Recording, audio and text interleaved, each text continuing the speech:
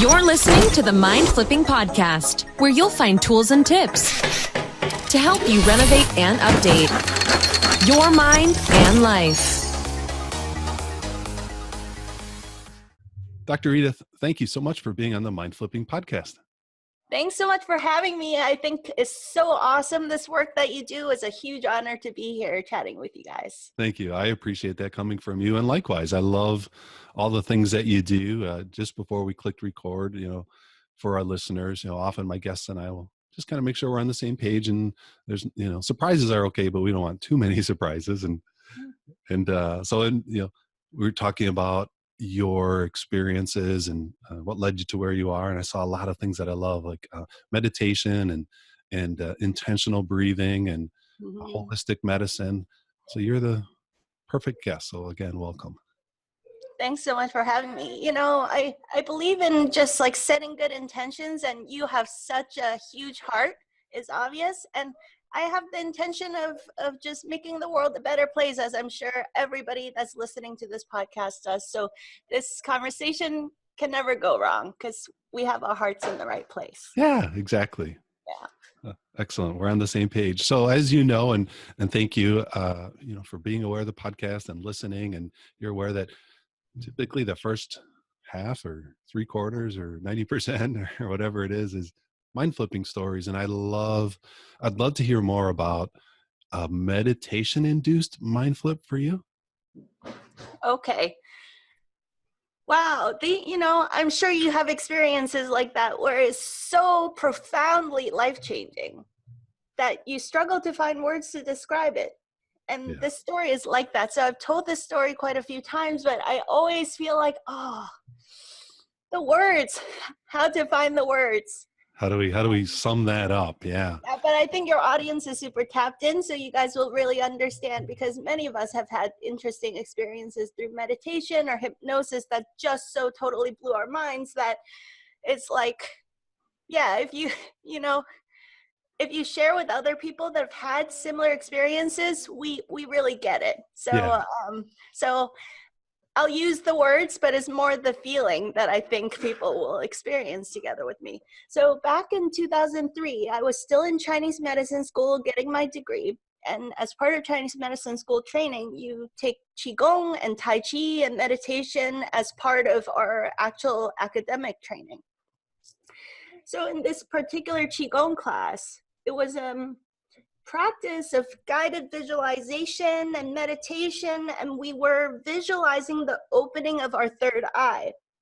And where's the third? Oh, right in the middle. The third eye, yes. Yeah. And then 1 minute, I was just feeling so peaceful following this guided meditation.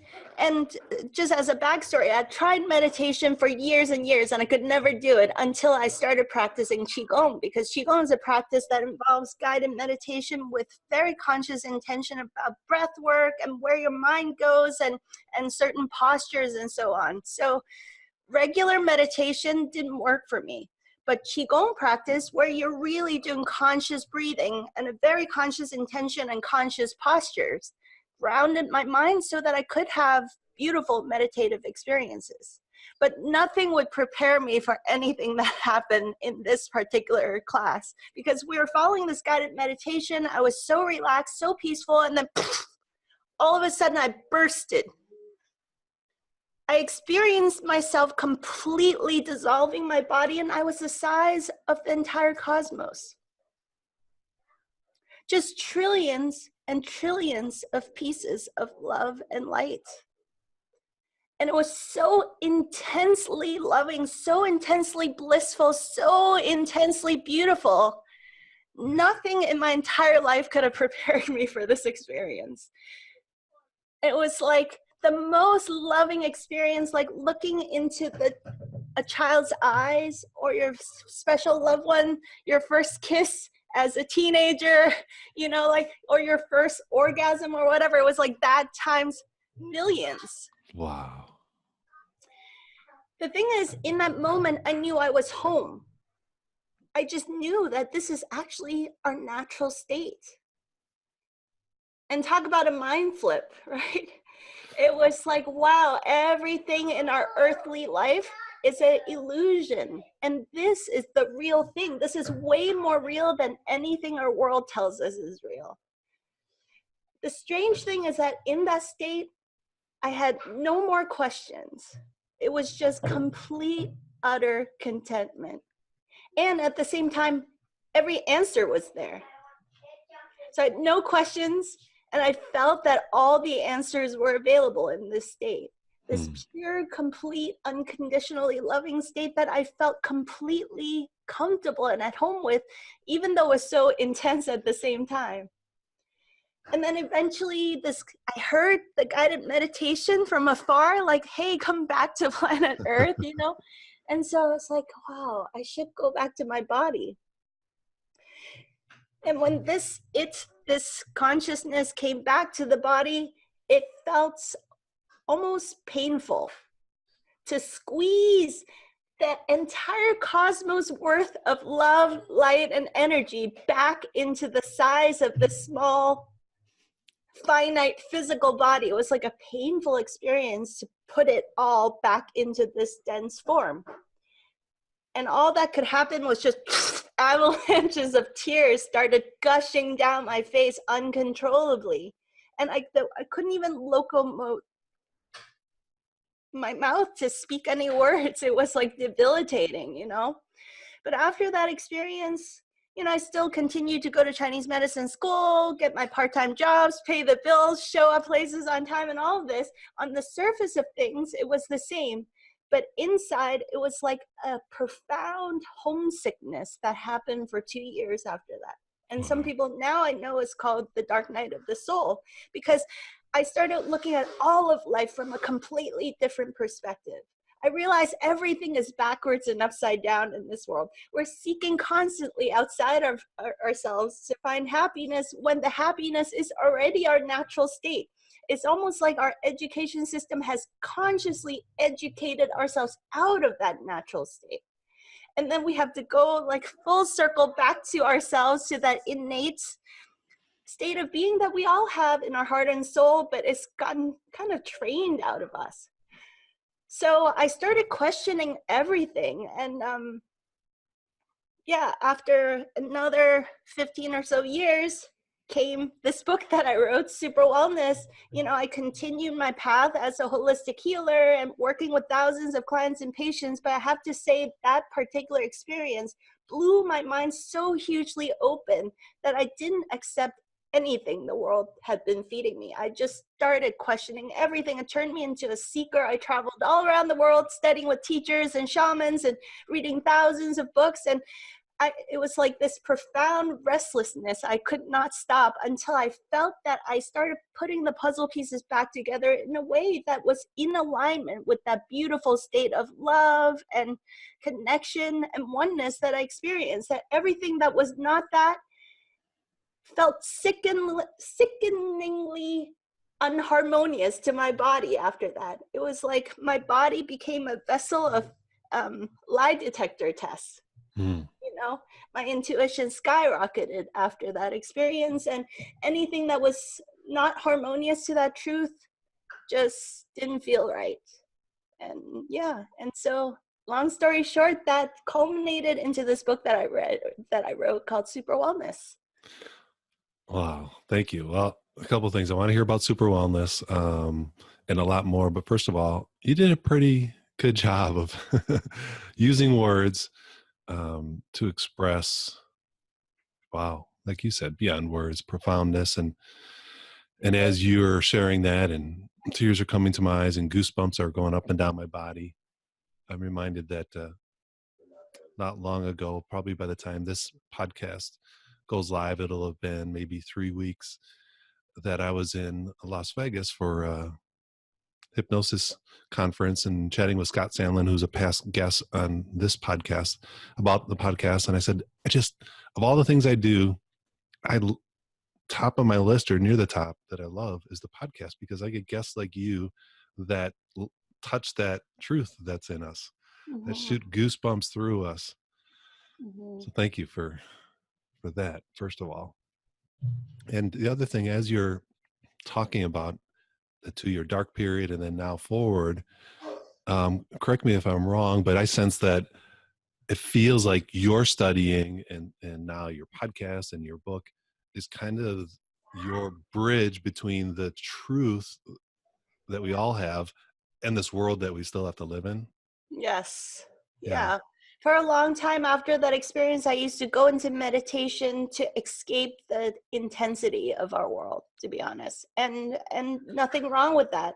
But I realized after a while that, well, there's a reason that I still have this physical body. There must be a reason I'm still here. You know, we all know on some level as spirit, we are infinite light, infinite love. But the reality is we still have these bodies. What are we doing here? There must be a purpose to this. And it took a long time before I realized that in meditation, I actually can use meditation not just as a stress reduction tool, but as an inspirational tool. That in the state of meditation, that insight, that knowingness can ground more fully into the physical world. And to me, that is the ultimate act of social activism, is that we give birth to ourselves as a new kind of human that walks around, shows up, does stuff, chores around the house, raise children, manage our businesses, but in that state of connection and meditation 24/7. I think that is like a new kind of human that is being birthed on our planet right now. And so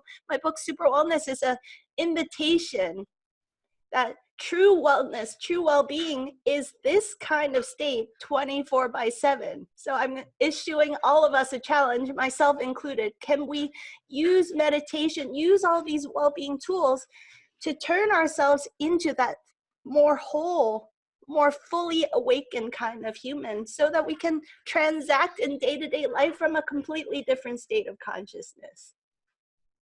I love it. Yeah, not only you, the bridge between that love, that knowing, and the world, but I sense, I love how you said that meditation for many of us is stress reduction. It's almost a little bit of checking out. Yes. But you, I like, it's like, no, here's where we turn it up.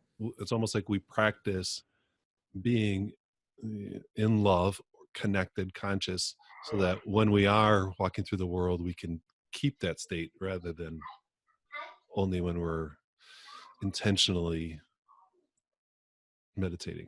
Yeah, what good is your meditation if like then you get into the traffic and there's some road rage and then you just lose everything, and then you're cranky the rest of the day. So you had like 10 minutes or 1 hour of Zen and the other 23 hours you're just a big hot mess.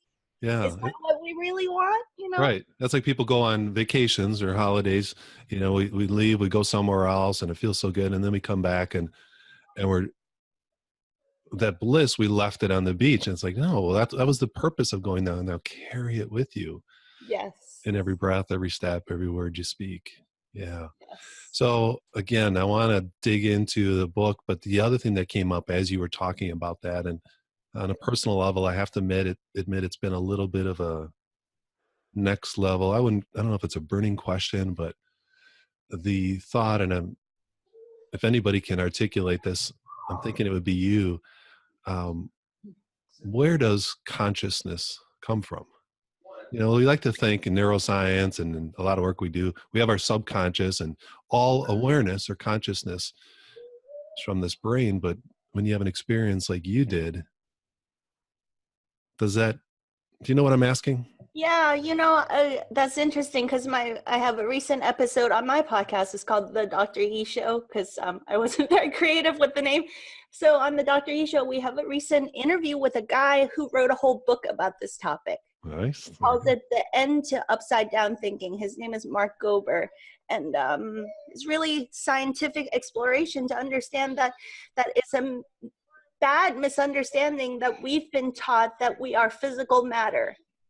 We've been taught that evolution was like started with the Big Bang, then there's chemicals and biology and a bunch of random accidents that suddenly created this beautiful, elegantly complex life forms that have these incredible computing machines called brains, and out of the brains came consciousness.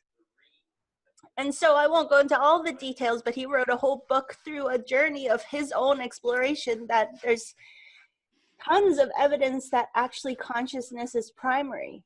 Consciousness came before matter, and Before matter the is actually brain. a manifestation of consciousness. Chemistry, biology, all of that is a manifestation of our consciousness, and our brain is actually more of like a receiver, transducer, even a limiter of consciousness. That I found really interesting. For example, many of us have heard about near-death experiences where people are actually registered brain dead, and yet they have these amazing, huge, massively mind-flipping experiences of infinite consciousness, right? Complete clarity and recall. Or even like the case of the savants, that's really interesting, right? Like savants have brain damage usually, but then that unlocks some other kind of genius potential. So that means that our brains, if you damage a part of the brain, it could unlock some way of tapping into the infinite field of possibilities. It's so interesting. I don't claim to be an expert on this, but the evidence is quite clear that, matter, quantum physics knows, is 99.999% space. What is the organizing principle of matter, right? If it's mostly space, if it's not consciousness, and we see all these amazing experiences of people that have similar spontaneous awakening experiences like I did, and they come back and their cancer is just gone. Right. What's up with that? Or their various illness. They were wheelchair bound, and suddenly they get up and walk when they have a spontaneous spiritual awakening experience. So that must mean that our consciousness is primary and everything else is a side effect of our consciousness. I love it. I'm going to have Mark on the show, on the Mind Flipping podcast. He would love talking to him. He's so great.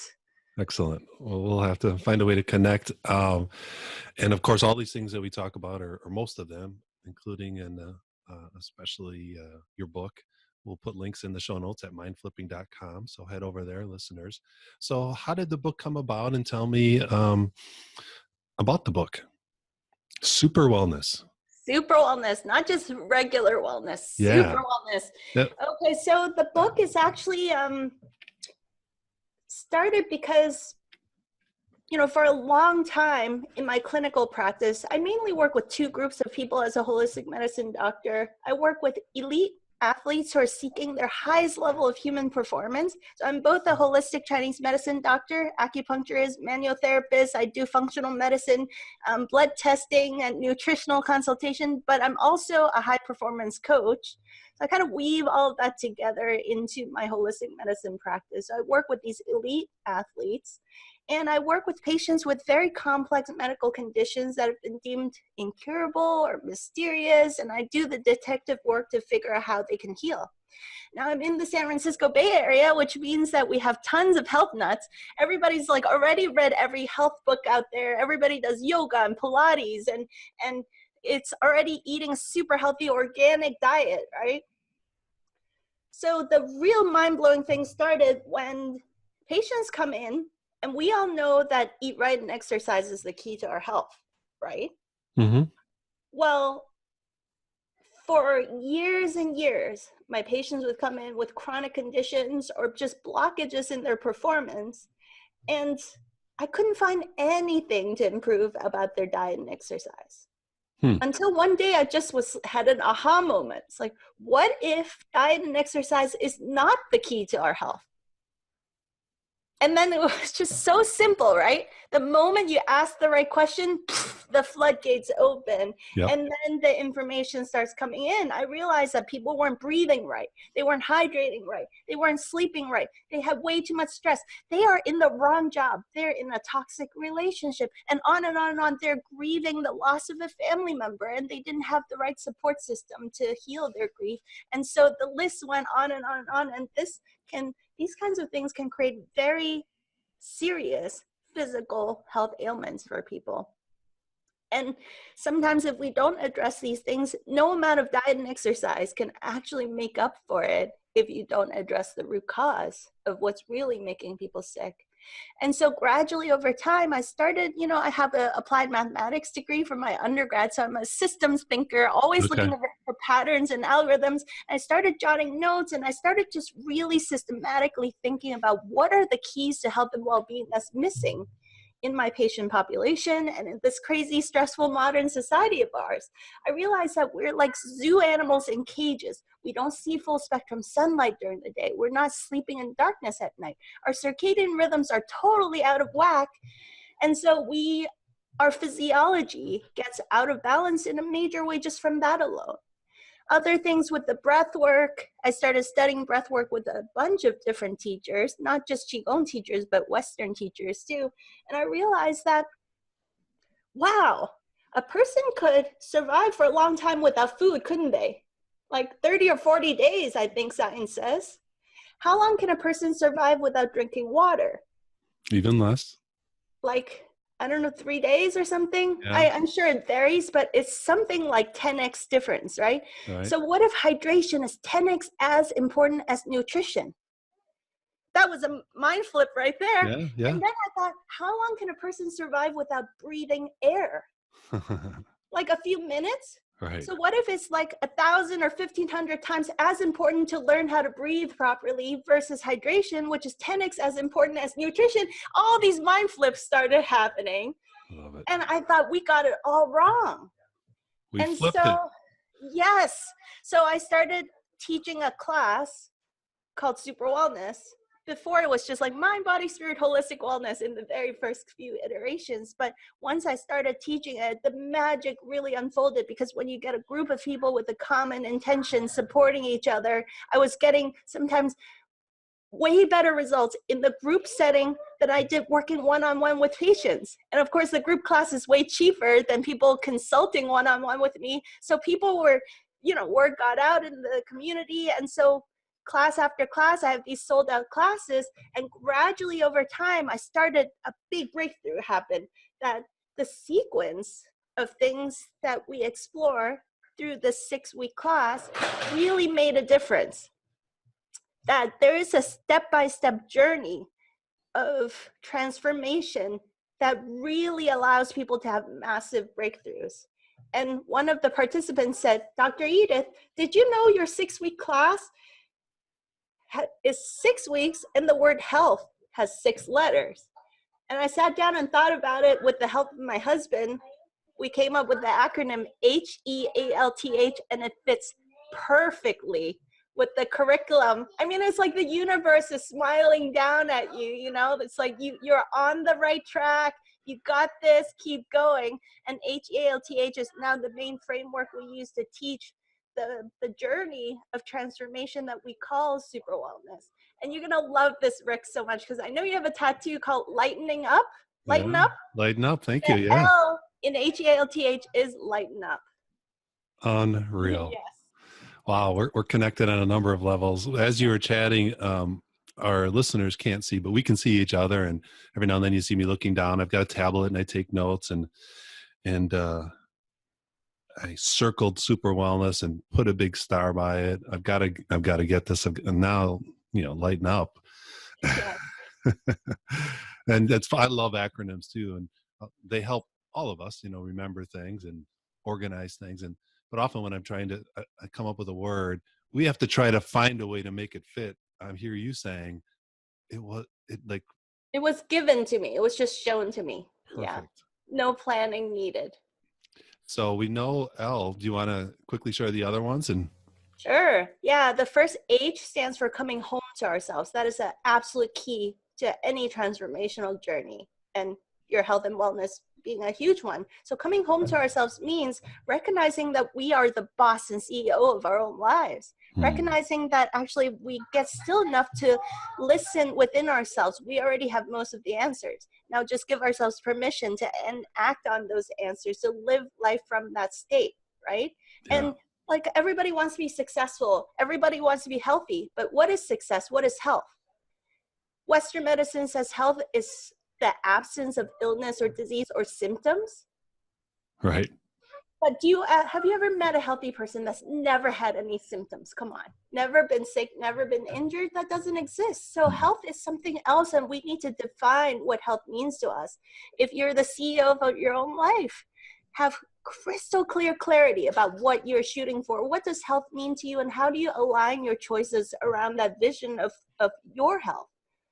You know, coming home to ourselves means listening deeply to what within our body, our heart, and soul we want, what works for us.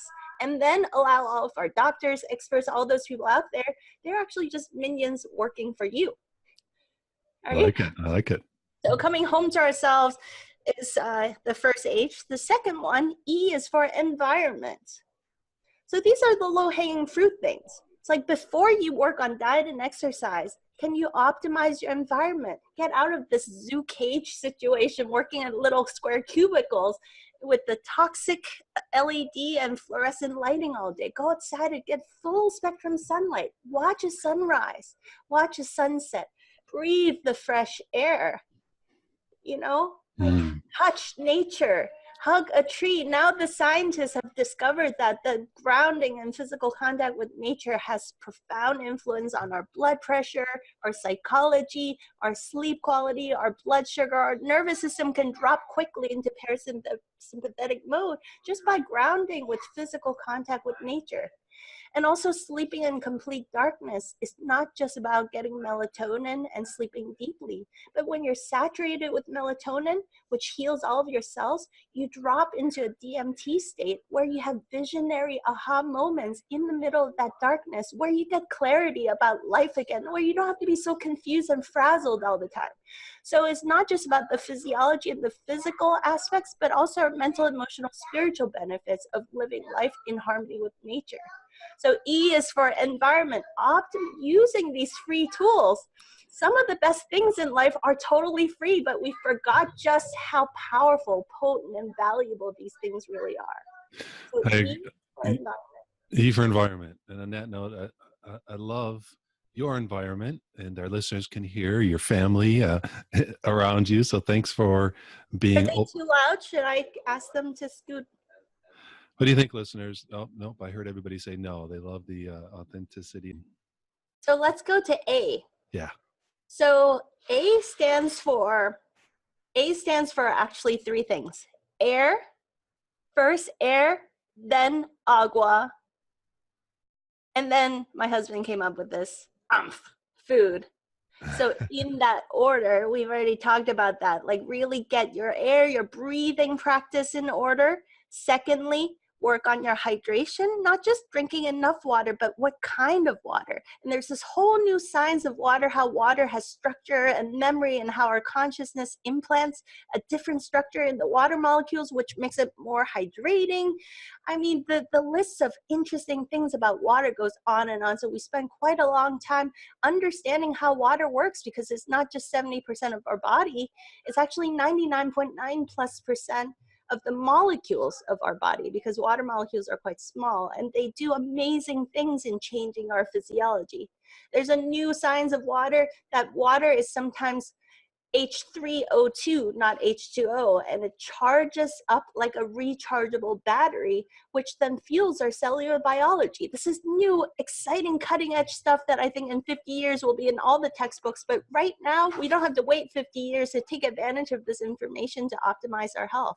So air, agua, and then When it comes to eating,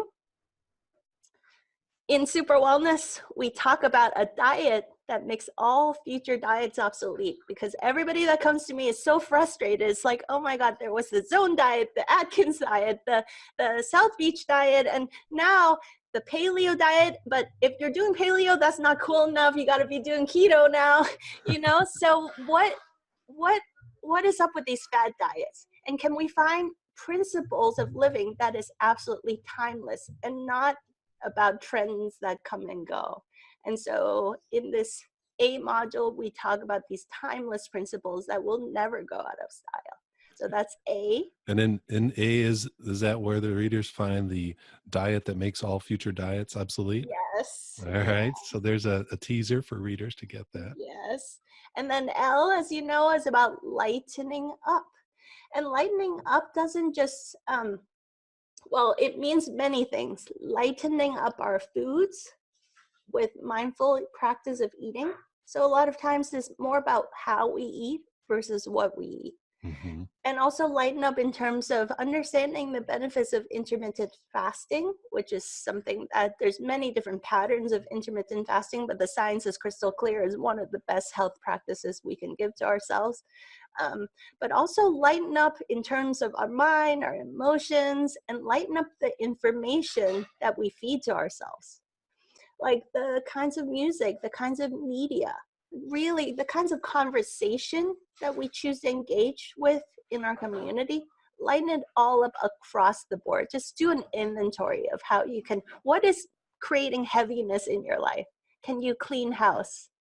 And it's not that you don't sometimes engage with your friends who are having a hard time. Of course you do. But just be really aware that if you lighten up on all levels, then you have the bandwidth, the capacity to be fully present and compassionate with your friends and family members during their time of greatest need, instead of wasting that energy on crappy, depressing TV.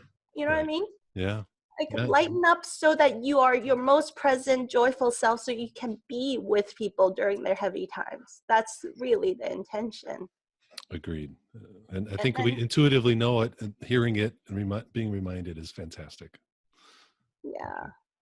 And then after L, there is an order to this madness, because after HEAL, which spells heal, now we can actually do that deeper work. Because like you, I've also explored hypnosis, a lot of personal growth, meditation, many things. And after optimizing our environment and our foods and lightening up our on all levels, getting sunshine during the day, sleeping properly at night, we're well hydrated. Now you're not distracted by a constantly inflamed and uncomfortable body and frazzled in your mind with unnecessary things that's draining your energy. Now you can do the really deep inner work. So T stands for thoughts. Ooh. And T stands for truth. Thoughts and truth. Because we all know that we all hold these strange limiting thoughts and beliefs that who knows where we got that from our education, from our family patterns, and so on. And we know this, right? People that are your listeners are into personal growth. They already know this, but it's so hard to be still enough to go deeply within to do that work when your brain is inflamed because you're eating the wrong foods and you're dehydrated and sleep deprived, right? So now you've cleaned your vessel so that you have enough physical flow happening, your chi is flowing, your physiology is optimized, then you can do that really deep, juicy work and get by far the best out of it. I go to these personal growth workshops and people are exhausted, frazzled, and inflamed, and they can't even sit still, and their backs are hurting, so they can't meditate because it's so distracting. It's like, oh, it's heartbreaking because you know they could have that breakthrough, but they can't because their physicality is so off. Yeah. There's always It's other obstacles in the way. Yeah. Yeah, and then learning to go deeply within to find that intuitive guidance to turn on your inner GPS. If you're eating foods that you're allergic to, it's like, oh, is that my gut feeling? Because of the food or because of it's right. Yeah, you don't know. You can't even trust your gut feeling. And that using your body as like a lie detector test. Finding truth and harmony versus falsehood and lies. Your body is like a lie detector test, but you have to clean the vessel first so that it can work for you in that very powerful way. Yeah. And finally, the last H stands for heart. And we all know about this business of heart coherence. Right. That when we really drop deeply into a state of meditation and love and compassion and gratitude, we radiate immeasurable electromagnetic fields out of our hearts. And that not only heals ourselves, but it heals and balances everybody around us. And the latest science shows that it actually changes the Earth's energy field in a really profound way, and that this is why I say taking care of your own well-being is the most powerful act of social activism. In some ways, it's almost like now everybody's aware that you shouldn't be polluting the world, with like throwing rubbish in the ocean and so on. But Yep. in some ways, we are just starting to become aware that we are cleaning the energy field, the consciousness field of humanity and the planet, or we are polluting it with every thought. We have that power, we have that choice every moment of every day. And when we radiate good energy because we are coherent and healthy and vibrant, that changes everything. If you understand that consciousness is at the root of everything that manifests on the physical level, then if you shift your consciousness, that is the most powerful thing you could do for the planet. So thank you. Excuse me for going through all that. That was a couple of thoughts are coming to my head. One is I think I saw like I know it was just a mock-up of the book, and it didn't look as big as it's like, oh my gosh, there's so much information. This thing could be like 6 inches Well, thick. it's a sub 300 page book, and Okay. yes, it's $300, a $20 book. Yeah. I really dislike reading a thick book that has no substance, to be honest. Yeah. It's like, don't waste my time. I got a lot of things I want to do on this precious time on planet Earth. And if I'm going to read a book that's very intimate, right? You snuggle up in bed with a book, with a really good book. And it's just like, oh, such an intimate experience. And I have so much respect for that. It's like, like the boyfriend or girlfriend you bring to your bed. That's very intimate. Yeah. A book that you snuggle up in bed, that is like a sacred honor for me, to write a book that somebody might spend that kind of time with. So I don't want to waste anybody's time. Every page has powerful, juicy information that you can put into practice in your life right away. And my clients and my readers tell me that even if they don't read the entire book, if they just pick one chapter, one chapter, if they put it into play in their life, is a powerful, permanent life changer. Yeah, that's what I was thinking. It feels like there's 6 awesome books in It's this true. book. It's And true. and to your point about wanting to cuddle up, it's like when you read a great book like this, it's like coming home. Yes. There's that, oh, this is what I've always known, but I've forgotten or been distracted or, yeah, Yes. I love it. So as you're going through those 6, couple of things that popped into my head when you were in is it, I might be getting his name wrong. I think it's a he, Masaru Emoto. Masaru Emoto, yeah. Okay, Masaru Emoto, and the studies, and we'll link to this in the show notes, about the effect on water. You want to touch on that? Yeah, so Masaru Emoto, bless his heart, what a huge pioneer on our planet. He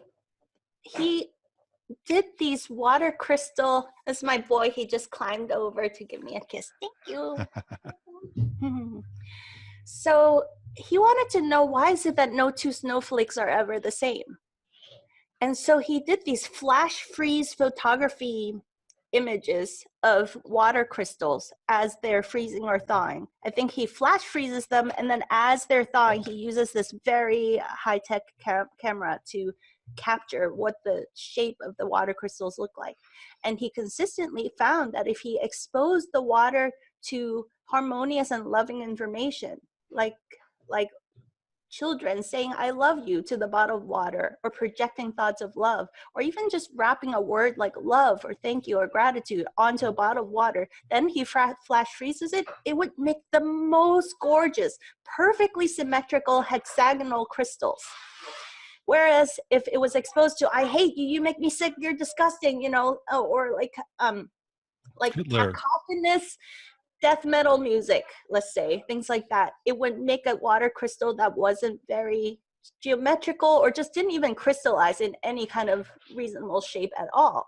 And so he started publishing these books, and it turns out that people could pray over water and do all these things to change the molecular structure and arrangement of the water. And it's been found that structured water hydrates far better and carries nutrients far better. which is so fascinating. There are these studies where they structurize water. I think they use a like a helix or double helix kind of shape, and they spin the water in a vorticular format, and then it comes out and the water crystals arrange differently. And they can water a field, like on a farm, the same soil, same seed, same everything, and it hydrates the soil something like 30% better. So you use less water with the structured water, and it has better yield, and the nutritional quality of the fruits and vegetables that come out of that field are higher. Like the nutrients are carried more effectively and efficiently if it's structured versus unstructured. And it's been found that our city water pipes, because it doesn't move like nature does, which is in curves and vortices, the water moving in 90-degree pipes is a kind of violence to the structure of the water, which denatures that water. It makes that water kind of dead and not hydrate as well. So it's not just about drinking clean water that has been filtered and doesn't have impurities, but the structure of the water really makes a big difference in how healthy it is. Wow, that's exciting and fascinating and curious. How do we find structured water? Well, in my book, I share some tips about that, but simple Excellent. things that you can do. There are water structurizing devices that, it's like take everything with a grain of salt. You got to try it Of out for course. yourself to Yeah. see if it works. Vortexing devices that work, but you can also expose your water to natural sunlight. You can sing good music to the water. You can wrap the water around like a vessel that has good information on it. But mostly remember that your body is a vessel of water. That's why the ancient Tibetans used to prescribe certain sounds and mantras. The Chinese Qigong masters too use certain sounds and mantras as part of a healing therapy, because that changes how the water carries a different kind of information in your body. Your body is a big old bottle of water right there, Huge vessel. I love it. Wow, what a great reminder. Oh, so much stuff. It's so good. And then I know Wim Hof did your foreword for your book, Yeah. and breath and breathing and all of that's so important. Can you share a little bit about breath and breathing and your connection and how you and Wim Hof connected? Yeah, a lot of listeners probably know who Wim Hof is. He's the 26 times Guinness World Record holder mostly for his ice endeavors. He's been able to, through the power of yogic breathwork practice that he kind of experimented and customized himself, been able to be so tapped into his inner physiology that he can sit in a tank of ice for 1 hour and 53 minutes. This is his more recent record, almost 2 hours. Sit in a tank of ice up to chin level, and through thought alone, so dialed into his physiology that his body temperature does not shift even 1 degree for that whole 2-hour period. Incredible. He's run marathons in the Arctic Circle and climbed Kilimanjaro, but most of his recent records are bringing groups of people through these powerful experiences. I think there's 3 or 4 Kilimanjaro climbs where he brought completely new mountaineers. They cannot have any climbing experience to qualify for the group. Some of them have cancers, asthma, debilitating rheumatoid arthritis, and so on. And they train in his method for only like 4 months. And then they climb Kilimanjaro in a record-breaking time. It's just totally mind-blowing and such a good reminder of how the standard norm in our society is so far away from our true human potential. Right. And that it doesn't have to take decades of ninja training to tap into some of that potential. It just takes your commitment, sometimes for a few days, a few months. We've been making it unnecessarily complicated, and that's really the essence of Super Wellness book. Is like, let's bring back the basics. And I have the saying, be a beast about the basics. Mm-hmm. Just put simple things like breathing, hydration, nature, sunshine, these things, like just do it consistently and blow your mind. It's all free, abundantly available to everybody, and we don't value these things, so we don't do it and we don't see the results. But you do it and you will blow your own mind. And Wim's a powerful example of that. He takes people in these breathwork cycles, sets of 30 to 40. You just lay down and just hyper oxygenate yourself, sets of huge deep breaths, like 10 sets of 30 and 40, and everybody has a out of this world awakening experience. And then in that experience, do a set of push-ups.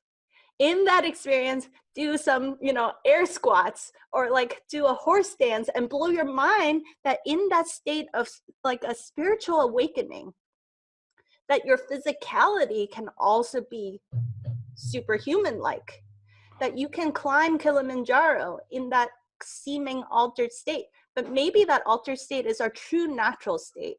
And this other state that society says is normal is totally unnatural. That's what I've started to discover, actually, is that society has artificially educated us into an unnaturally, chronically stressed out state where we don't get to taste the full joy and fulfillment and possibilities of our human life. And, this goes back full circle to what we started the conversation with, is that there's got to be a reason we still have these bodies. That maybe meditation isn't about escaping the stress, but going more deeply into our bodies, tapping more fully into our truest potential, and Wim is such a great example of a guy that takes groups of people with no yogic or meditation experience, no sporty experience. Of course, he works with elite athletes too, but average Joe, people that are struggling with chronic illness, through cycles of breath work and a little cold shower practice, adapting your physiology to thermoregulate more appropriately, they're able to find that we can stimulate our immune system to do incredible things. Like they had this study where a group of participants were injected with a toxic E. coli bacteria and were completely unfazed. Wow. So there's more details to the study, but through the power of his method, they were able to, the immune system was able to identify the bacteria, kill it, but without the usual flu-like symptoms. Usually there's like half a day of nausea, vomiting, diarrhea, like headaches, body aches, and all this stuff. These subjects, through doing his methods, they're able to stimulate their immune system to kill off the pathogen, but without all those uncomfortable symptoms that we normally experience. The list of amazing things go on and on like this, and you can see why I'm so passionate about this. It's because we've been making life unnecessarily complicated. Because we make somebody a lot of money by being disempowered, don't we? Yeah. Somebody's going to profit a lot if we're chronically sick, but don't die. Just be a little chronically sick and needing lots of therapies and medications all the time. So our minds have been skewed by marketing and advertisement to think that that's really our reality. But the truth is, nobody's going to make money off of us if we're fully self-empowered within ourselves, fully tapped into our own self-healing abilities. That is not profitable. But on some level in our heart and souls, we know that that's what we really need to do, because look at the world. We've made such a big hot mess out of it. It's very expensive in the long haul for all of us to not be tapped into our truest human potential. Yeah. It's almost like so as you're talking about, the world's got it all wrong. We've been intentionally doing this. The why popped up in my head, and almost immediately the answer to the why came as money, profit. And it's almost like a group, or I don't know, there's a term for it, a tribe mentality, that individually it makes sense, but then it gets to the point where you can't ignore that it's not working, it's not making sense. And then a few people like yourself is saying, stop, listen, think about what's happening here. This is the truth, and this is where hope lies. Yeah, there's multiple angles in exposing that truth. Some people use just scientific facts and scientific research, which I so honor and agree with. I love that Wim has devoted, and people like Dr. Joe Dispenza is another big hero of mine, who have really devoted to using scientific research and data points to show people. But the most powerful way, I think, is through experience. And I love that Wim, Joe Dispenza, I like to use the same strategy too when people come to my classes and workshops. Right from the get-go in the first class, I give them the direct experience of it, and then you backfill the details. Like, what just You- happened? All right, let's yeah, explain it. right. You cannot deny your own personal direct experience. That totally flips your mind, and then you have to question. And that's what happened when I had the qigong experience. It was such a powerful mind flip that I couldn't rest until I started piecing together the puzzles. I couldn't rest without traveling around the world, studying with all these different teachers, different methods, reading thousands of books. It was like this fuel that kept me going, that I had to get those answers, because you have the direct experience. You can never look at life with those old eyes ever again. Yeah. Thank you for all of that. And I know that our listeners have just had ahas, and now the search is on for them. They're going to, what's the best way to get your book? The book is available on Amazon. Just look up Super Wellness. That's one word, Super Wellness. If you put super and wellness in 2 words, it'll turn out with lots of super things and lots of wellness things. And then you'll still find Super Wellness, but just put Super Wellness, Become Your Own Best Healer. That's the full title of my book. Awesome. That way they'll know it. And so that's what they're going to do. I know a big portion of our listeners, if they're driving and listening, when they stop, they're going to get on Amazon, Super Wellness, all one word, and find your book. And on my website, superwellness.com, related to the book, there's lots of awesome free information, videos and audios, and lots of goodies there for you to explore too. So their minds have been flipped, and now they're like you, hungry and eager to get out and fill in the puzzle pieces. So as our regular listeners know, we have the spackle round, but this conversation, Dr. Edith, was such a beautiful symphony. I want to like just soak in it. So I'm going to let you, as the conductor of the symphony, close the podcast in whatever way you would like. Thank you. You're such a poet, Rick. Yeah, so beautiful, the words that come out. Well, I would like to leave the audience with one last message, which is just to remember that you're the boss and CEO of your life. You are the creator of your life. You know, what kind of life, what kind of masterpiece would you like to make of your life?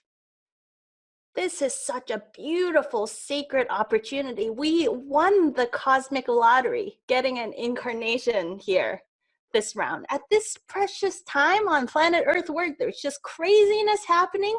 You know, I always say, like when I watch my 4-year-old boy play with Legos, he builds a thing and then he goes, "Pah!" and he breaks it. And then he builds something else even more awesome. That's kind of what we get to do here, this cosmic playground. We are breaking old paradigms and building a really beautiful, exciting new one right now. And you get to be part of that. I get to be part of that. We won the lottery to be here right now. So make something amazing out of your life, and together let's build an incredible new paradigm of possibilities for everybody to enjoy. You know, the old way, I don't need to be preaching to the choir. We know it's not working. It has not been working for a long time, but now we get a new canvas to work with, build something beautiful together. So I invite you to join me on this movement. So exciting to be here right now. I'm in. Thank you. Thanks for inspiring and informing. And you touched on something earlier that I think is important to remember, that when you make that decision and that commitment, yes, I am the boss. Yes, this moment is a gift. I'm here for a reason. And go forward, changing old habits, living a new life as the boss of your life. Sometimes it's uncomfortable, but it passes. So stretch yourself out of your comfort zone. Use that fuel, that inspiration, that knowing that I'm ready to make a difference, to be the boss, to be the CEO, not only of my life, but to let that, kind of glow and shine and lighten up the world around me. Yes, beautifully put. Thank you. Thank you. Thank you so much, Dr. Edith. Thanks so much for having me.